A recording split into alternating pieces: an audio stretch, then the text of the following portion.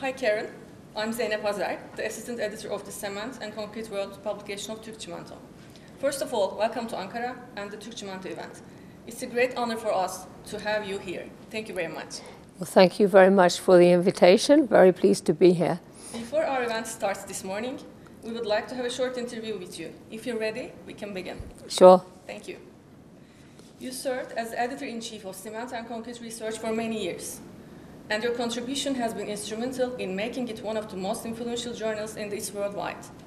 Given your extensive professional and editorial experience, we would like to ask you for your insights on a few key topics. First of all, with the rapid progress of information technologies, particularly artificial intelligence and machine learning, how do you see their role and impact in the future of cement and concrete research? Okay, that's an interesting question. So clearly, AI and machine learning are becoming, part of our tools of everyday life.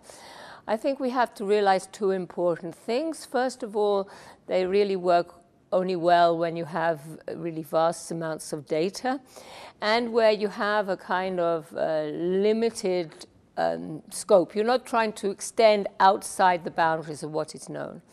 So I think AI and machine learning will and they do play already, a very important role in like running cement plants, managing logistic operations,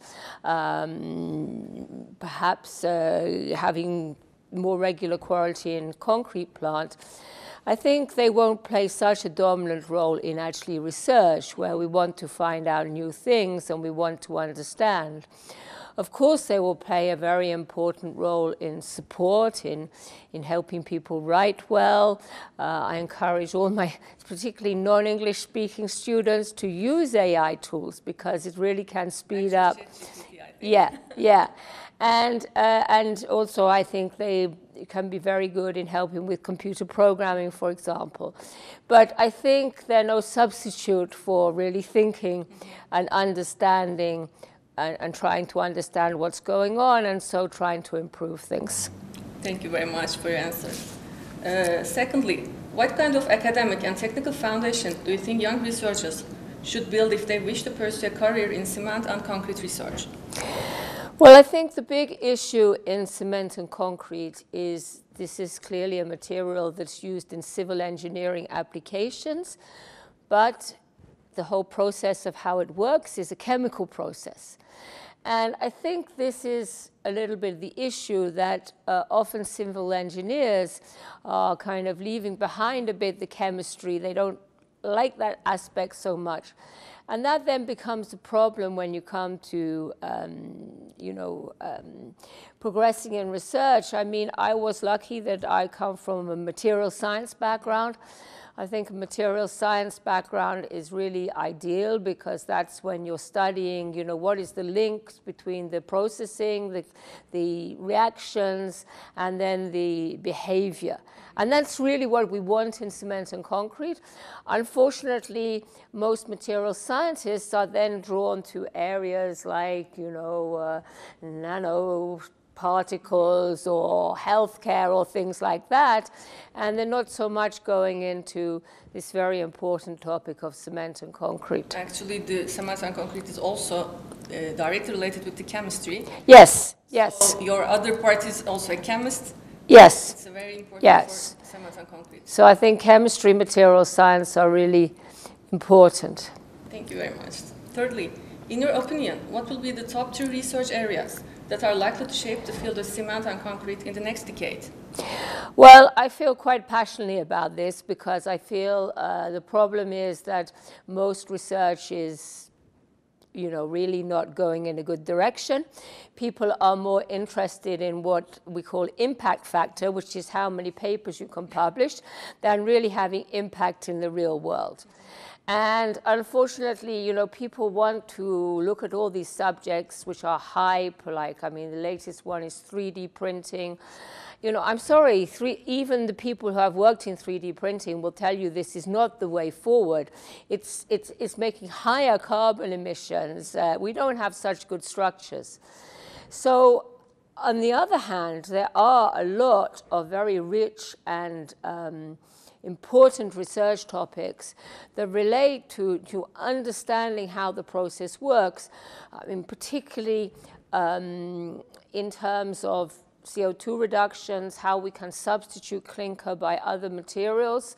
And here we need to look at how we can better maximize and control the strength development. These, again, chemical processes.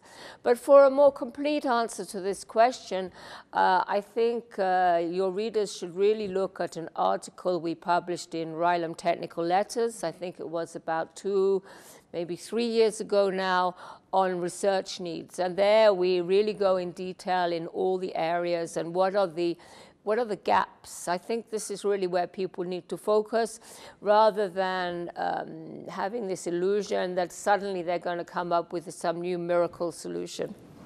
Thank you. We will recommend the article to them. We see that you actively participate in many international events and collaborations across different countries, including Turkey, where your work is followed closely. What are your thoughts on the use and awareness of calcined clay in Turkey? Well, you know, I think the quickest and easiest way to reduce CO2 emissions is to reduce the amount of clinker. And we've known for decades that we can do this with supplementary cementitious materials. The problem is the main materials we've been using, slag and fly ash, even today they're available in quite limited amounts. And these amounts are likely to decrease in the future. Fly ash, for example, comes from burning coal. Coal is the #1 cause of CO2 emissions, so we have to stop burning coal, and then we don't have fly ash. Similarly, slag comes from blast furnaces. Blast furnaces are not the most efficient way of producing steel. So, you know, steel...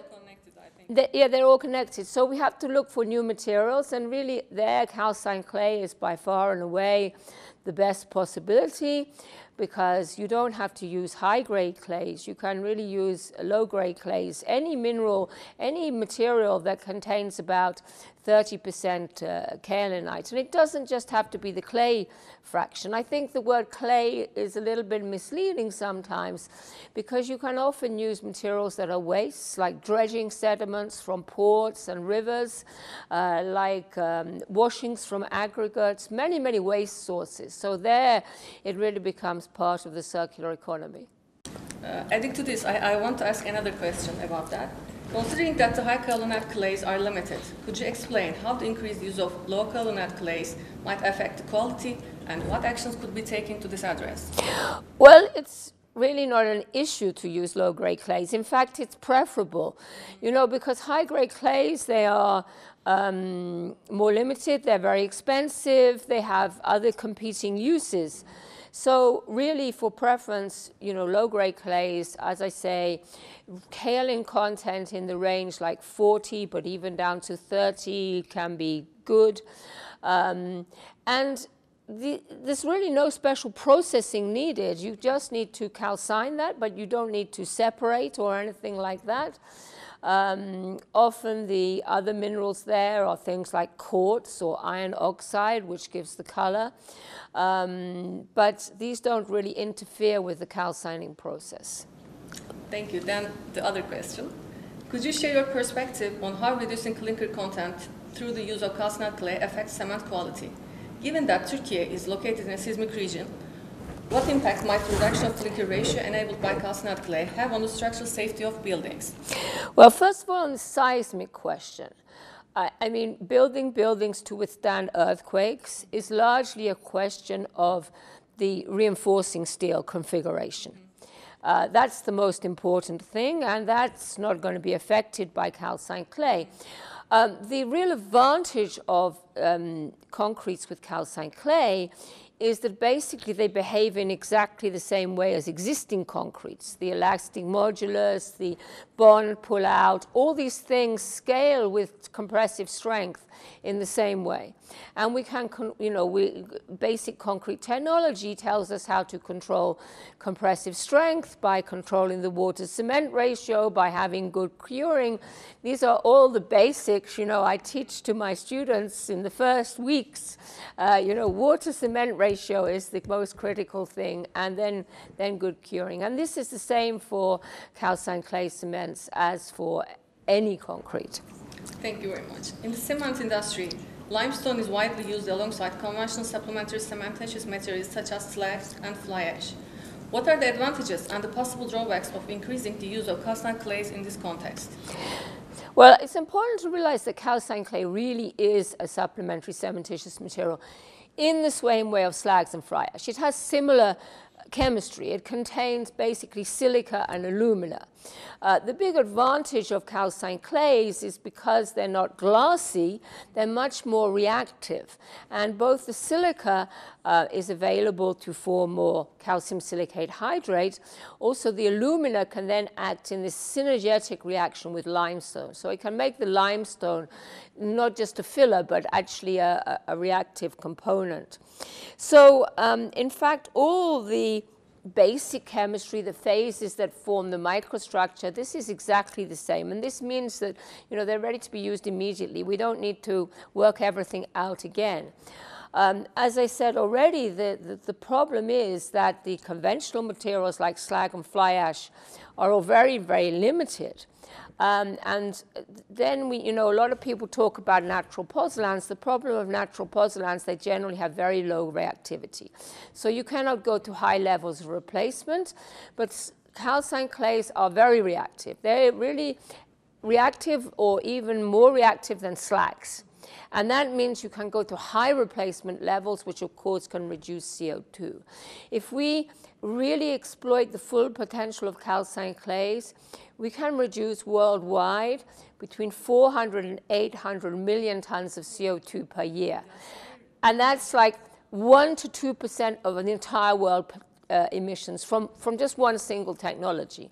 So, the potential is really enormous, and it's just extending this technology of lowering clinker factor we've already been doing for decades. But we have the availability, which we don't have with slag and fly ash. Actually, we have now calcined clay, I think, for the issue. Yeah. Now for the efficiency. Yeah.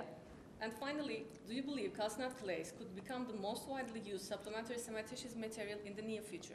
Well, of course. That's what I've really tried to explain, that, we're just running out of slag particularly. We have about 10% of slag produced worldwide compared to the amount of cement we use. And, we know we can use fractions of slag like 60%, 70%, but we don't have that amount. Calcined clay, clays are something like 4 times as abundant as limestone. And we know how abundant limestone is. So, we have just really unlimited reserves of calcined clay, and this doesn't need to mean, you're not using agricultural land. This is not suitable at all. It's a quarrying operation like we know well in the cement industry, and we really can then get very big reserves, and I think it's inevitable to become the most used SCM. This is the end of our questions. Thank you very much for your insightful and comprehensive answers to our questions. It's truly enlightening. We are sure that future generations and those who follow the topic will find many of their questions answered through your valuable insights. Once again, thank you for taking the time for us. Thank you. We wish you a pleasant and productive event during the Türk Cement organization. Thank you very much, and thank you for organizing this event again. Thank you very much to be here. Thank you for your time again. Welcome.